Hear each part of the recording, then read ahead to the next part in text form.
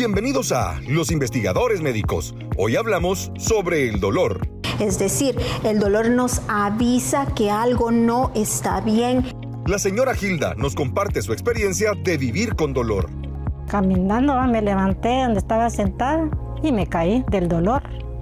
Del dolor me caí y me levantaron. Además, conoceremos los beneficios del tratamiento de Innoviofarma para este padecimiento. Si disminuimos los procesos inflamatorios crónicos de cualquier enfermedad, todos los demás tratamientos van a tener mucho mejor efecto en nuestros pacientes. Damos inicio con Los Investigadores Médicos. El dolor afecta a nuestras relaciones, trabajo, estado de ánimo, calidad de vida y es uno de los principales síntomas de estrés. Nuestra actitud puede aumentarlo. Cada vez que nos lastimamos o enfermamos, aparece. El dolor nos acompaña desde que nacemos hasta que morimos, y a pesar de que no nos gusta sentirlo, con frecuencia nos es de gran utilidad. ¿Por qué nos sirve? Porque a través del dolor, el cuerpo le avisa al cerebro que existe un problema, pequeño o grande, que hay que solucionar. Si no sintiéramos dolor, probablemente moriríamos muy jóvenes, porque no iríamos al doctor hasta que fuera demasiado tarde. O quizás ni siquiera nos daríamos cuenta de que estamos enfermos, como en el caso de cáncer, y un día moriríamos sin haber hecho nada al respecto. Nuestras habilidades para manejar el dolor y nuestra actitud ante el mismo pueden irse debilitando cuando el dolor es muy intenso y se prolonga durante demasiado tiempo. En estos casos podemos llegar a sentirnos indefensos, vulnerables, solos, angustiados, deprimidos y enojados. El dolor es universal, todos lo sentimos. Sin embargo, es una experiencia muy personal, y esto va a depender de diferentes factores como el umbral del dolor de cada persona, que es la fuerza que debe tener un estímulo para que la persona lo perciba. Alguien con un umbral del dolor bajo puede percibir como dolor un golpe que una persona con un umbral alto apenas registra. Este es un aspecto fisiológico y no tiene nada que ver con el sexo de las personas. No hay duda que el dolor, así como es parte de nuestra vida para bien, también puede ocasionarnos una calidad de vida deplorable. Por eso, hoy estamos listos para que los investigadores médicos analicen el dolor. Gracias por continuar acá en su programa Los Investigadores Médicos. Tal como le anunciamos y escuchó en nuestro editorial, hoy estamos abordando el tema del dolor. Pero ¿a qué es el dolor y qué nos referimos cuando hablamos de él? Bueno, para tener todos estos conceptos, vamos a tener el honor de contar con nuestra invitada para abrir este bloque, nuestra querida Gaby Miranda. ¿Cómo se encuentra, doctora? Muy bien, gracias, Dianita. Como siempre, muy contenta de estar compartiendo con todos ustedes estos temas tan importantes de salud. Así es, doctora. Y bueno, ya lo adelantábamos. ¿Qué es el dolor? ¿A qué nos referimos cuando hablamos de este concepto? Cuando hablamos de dolor, nos estamos refiriendo a una experiencia sensorial, psicológica que puede llegar a tener una persona.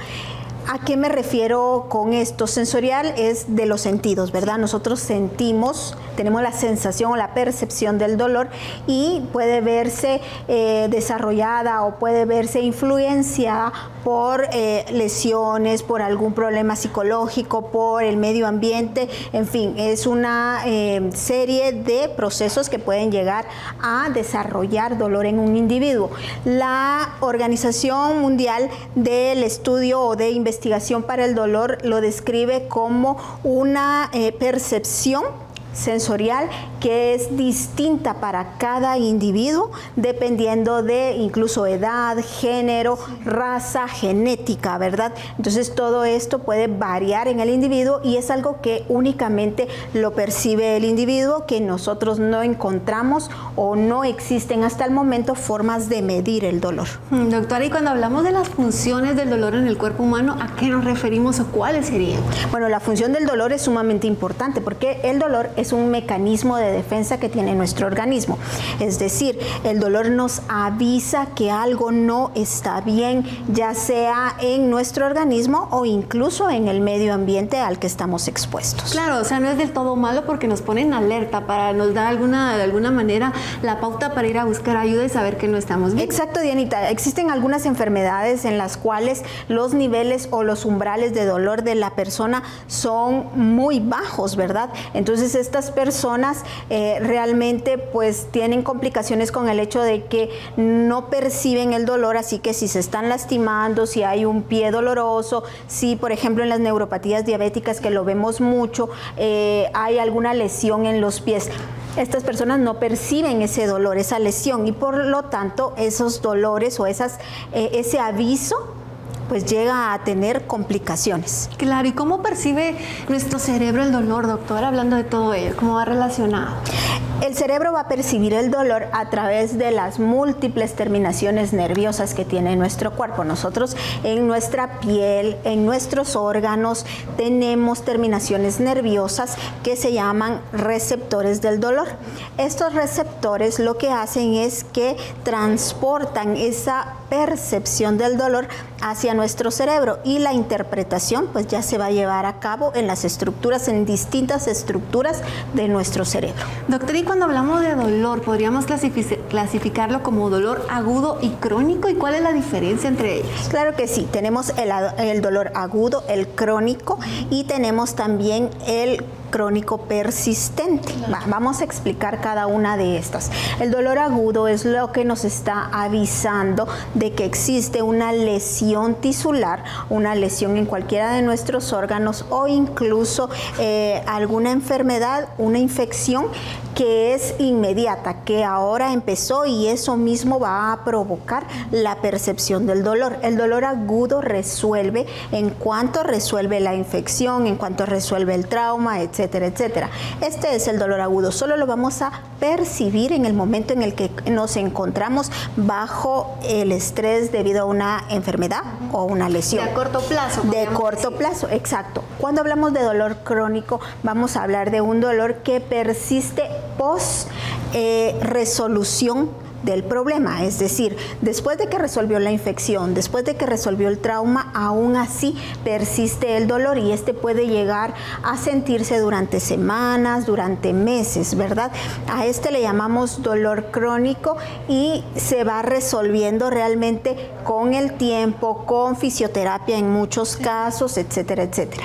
Y cuando hablamos del dolor crónico sostenido, es cuando tenemos un proceso inflamatorio crónico sostenido, que es lo que hemos platicado en muchas ocasiones nosotros de la inflamación crónica de bajo grado. Y entonces en este tenemos una sensación o una percepción del dolor, pero realmente es mínima, es tan pequeña que incluso llegamos a acostumbrarnos a este tipo de dolor, la normalizamos, así es. Claro, bueno, y siguiendo mi siguiente pregunta, va muy relacionada a lo que estabas explicando, la relación entre la inflamación y el dolor. ¿Podría ser un poquito más enfática en ello? Claro que sí. La inflamación es un mecanismo también de defensa de nuestro cuerpo. Es parte de las reacciones normales de nuestro sistema inmune, y es todos estos procesos en los cuales las células especializadas del sistema inmune van a activar una cascada o una serie de procesos bioquímicos en los cuales nos avisan que hay una lesión en alguna parte de nuestro cuerpo, ¿verdad? Entonces esto va a provocar inflamación, y pues la inflamación puede ser aguda y puede ser inflamación crónica de bajo grado, cuando estos procesos bioquímicos persisten en el tiempo. Entonces esto es lo que desencadena a largo plazo el dolor. Primero existe la inflamación. Todos estos procesos y estas cascadas bioquímicas activan estos receptores de dolor, y estos receptores de dolor pues se dirigen hacia nuestro cerebro, y en el cerebro es la interpretación dolorosa de esto.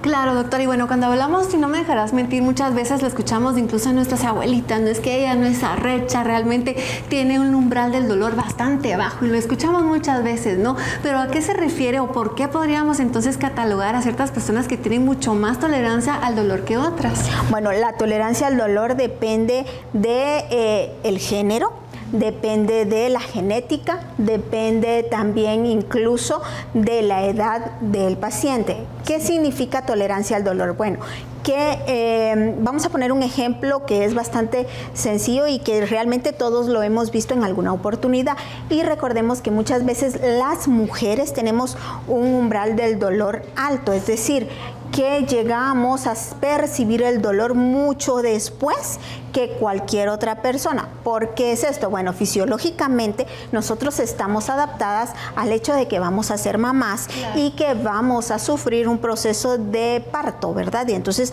acá estamos hablando de dolores intensos, que son los que tiene que percibir una mujer.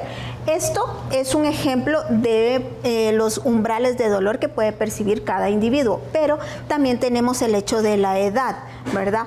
Los niños regularmente tienden a percibir el dolor mucho después que los adultos, dependiendo de la intensidad de la agresión que esté sucediendo en el organismo, ya sea la enfermedad o la lesión. Vemos a los niños, por ejemplo, están con algún resfriado, con algo, una gripe, que nosotros pues nos tiene muy adoloridos, tirados en cama, y ellos jugando, pues porque su percepción del dolor es distinta, la interpretación de su cerebro es distinta, pero pues vemos ahí una diferencia en umbrales. Claro, doctora, bueno, ya sabemos entonces que las mujeres podríamos entonces decir que tenemos más resistencia al dolor, tenemos un umbral mucho más alto. Aunque también cabe mencionar que no todas las mujeres tenemos estos umbrales del dolor altos, ¿verdad? Así como muchos hombres pueden llegar a tener umbrales del dolor alto. Perfecto, doctora. Bueno, tú ya lo mencionabas, muchas veces normalizamos ese dolor que por ser tan pequeñito lo llegamos a consentir, por así decirlo, como parte de nuestro diario vivir,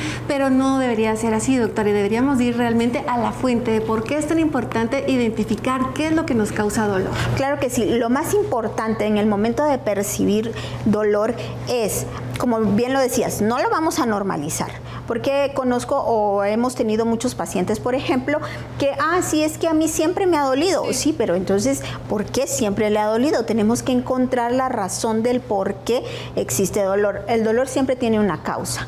Puede ser una causa fisiológica, puede ser una causa emocional, puede ser una causa ambiental, pero siempre tiene una causa. Y la resolución de esta causa va a impedir que estos procesos lleguen a momentos o a empeorar estos cuadros, ¿verdad?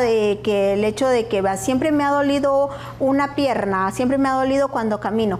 Sí, pero seguramente empezamos con un proceso de artrosis, ¿verdad? Y si olvidamos que nos duele la rodilla, por así decirlo, entonces más adelante vamos a tener que ser sometidos a intervenciones mucho más complicadas, una prótesis, o incluso personas que ya no pueden vivir sin analgésicos antiinflamatorios porque el dolor es demasiado. Claro, y vemos muchas veces los pacientes que llegan, bueno, ¿y desde hace cuánto tiene esta molestia? Pues de hace unos 20 o 30 años, ¿no? Y como tú decías, las consecuencias pueden ser muy adversas o más difíciles del tratamiento que solventarlo en el momento adecuado. Exacto, siempre tenemos que resolver mientras más rápido mejor. ¿Por qué? Porque como lo decía, las consecuencias siempre son peores y los tratamientos son mucho más difíciles, mucho más complicados, y la resolución de estos problemas muchas veces no llega a ser el 100%, ¿verdad? Claro, bueno, y ya por último, en este primer bloque al menos, ¿qué recomendación le darías a los profesionales de salud, sobre todo cuando estamos hablando del manejo del dolor en los pacientes? El manejo del dolor sabemos que es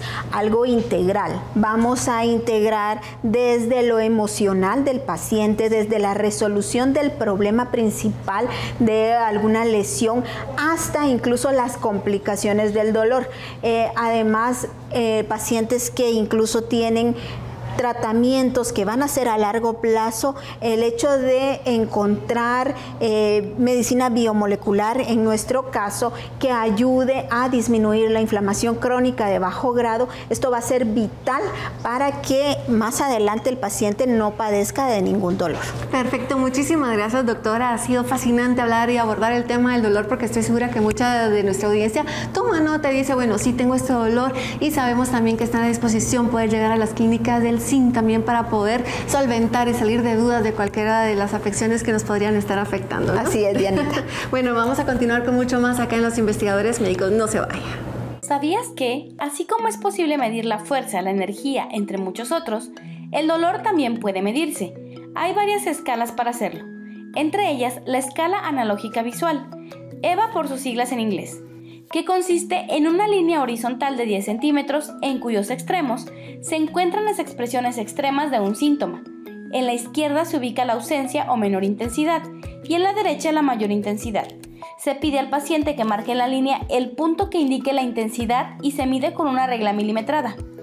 Otro ejemplo es la escala categórica y se utiliza si el paciente no es capaz de cuantificar los síntomas como las otras escalas. Expresa la intensidad de síntomas de categoría, lo que resulta más sencillo. Se establece una asociación entre categoría y un equivalente numérico. Después de estos consejos de salud.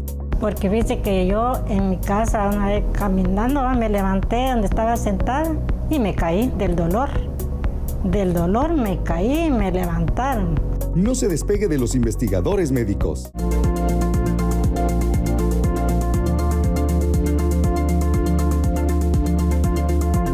Limtox es un conjugado biomolecular que contrarresta algunos de los mecanismos celulares implicados en el desarrollo de enfermedades, tales como el estrés oxidativo, la inflamación, la oxidación de ácidos grasos, la transformación y replicación de células anormales, entre otros. Limtox es un bioregulador por excelencia que ha sido útil de forma preventiva, pero también en el desarrollo de patologías como enfermedad hepática crónica, dentro de las que destacamos la estenosis hepática, hepatitis e incluso cuadros de cirrosis. Además, en otras enfermedades, como por ejemplo enfermedades autoinmunes e incluso en el aclaramiento de algunas infecciones virales como el virus del papiloma humano.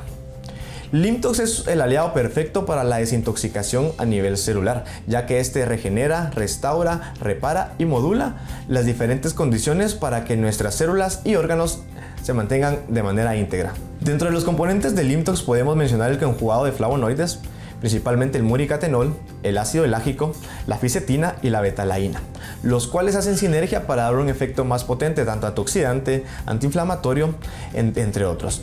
Además contiene glicoproteínas y proteoglucanos que nos ayudan justamente a mantener la membrana celular, lo cual permite una mayor permeabilidad y un mejor funcionamiento. Por lo tanto, Limtox es un excelente aliado para la desintoxicación de la célula. Diego está cansado de tanto estrés y todas las noches se sienta a ver televisión y beber un par de cervezas. Lo que no sabe es el daño que esto le causa. Glucosa en sangre elevada, pie diabético, diálisis y perder lo que más ama en esta vida, su familia. Sin embargo, cualquier momento es oportuno para volver a comenzar. Un balance en el estilo de vida es indispensable. Los buenos hábitos alimenticios y hacer ejercicio son fundamental y no hay mejor manera de disfrutarlos que en familia. Diabenor cuida lo que más amas. Piensa en ellos, piensa en ti y tu salud. Diabenor te cuida.